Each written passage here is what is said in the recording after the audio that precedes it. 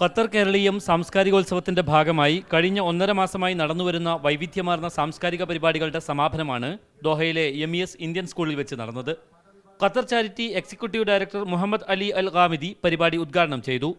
മുൻ ചീഫ് സെക്രട്ടറിയും തുഞ്ചത്തെഴുത്തച്ഛൻ മലയാളം സർവകലാശാലയുടെ വൈസ് ചാൻസലറുമായ കെ ജയകുമാർ IAS, കവി ആലങ്കോട് ലീലാകൃഷ്ണൻ എന്നിവർ മുഖ്യാതിഥികളായിരുന്നു.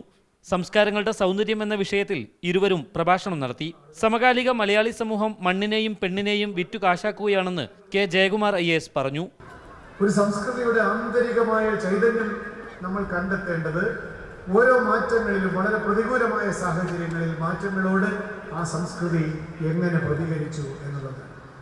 പരിപാടിയുടെ ഭാഗമായി നടന്ന തിരകൾ പറഞ്ഞത് എന്ന കൾച്ചറൽ തീം ഷോ കാണികളെ അക്ഷരാർത്ഥത്തിൽ വിസ്മയിപ്പിച്ചു.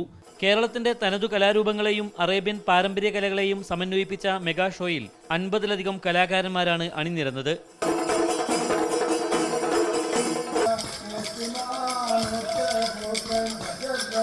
ഫ്രഞ്ച് കൾച്ചറൽ സെന്ററിലെ കലാവിഭാഗം അണിയിച്ചൊരുക്കിയ തീം ഷോ ഇന്ത്യയും ഖത്തറും തമ്മിലുള്ള സാംസ്കാരിക കൈമാറ്റത്തെ വരച്ചു കാണിക്കുന്നതായിരുന്നു. Media 1 Doha.